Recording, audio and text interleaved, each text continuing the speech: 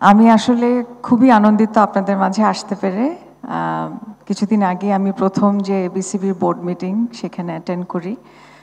আমি খুবই অনার্ড যে আমাকে এই রোলটা দেয়া হয়েছে বিসিবির ডিরেক্টর হিসাবে, এবং আমি এটা পাওয়ার সাথে সাথেই আমি দেখছি যে অনেক এনথুজিয়াজম আছে, অনেক ডেডিকেশন আছে কিন্তু এই পুরো বোর্ডের, যাতে আমরা এই ক্রীড়াকে, যেটা আমাদের আসলে একটা ঐক্যের প্রতীক, তাকে যাতে আমরা সামনে এগিয়ে নিয়ে যেতে পারি। এবং আমরা শুধু বাংলাদেশের জন্য কেন, আমরা বিশ্বের জন্য একটা স্ট্যান্ডার্ড ক্রিয়েট করতে চাই, তাই না?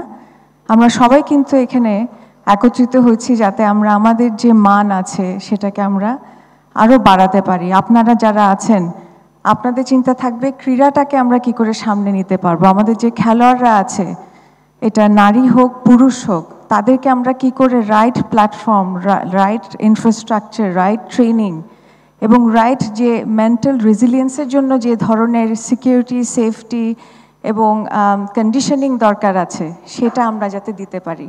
চিন্তাটা আমাদের উপর, আপনাদের জয় আমাদের জয়। সেজন্য আমরাও চেষ্টা করব ফুল হার্টেডলি কিভাবে আপনাদেরকে সাপোর্ট দিতে পারি।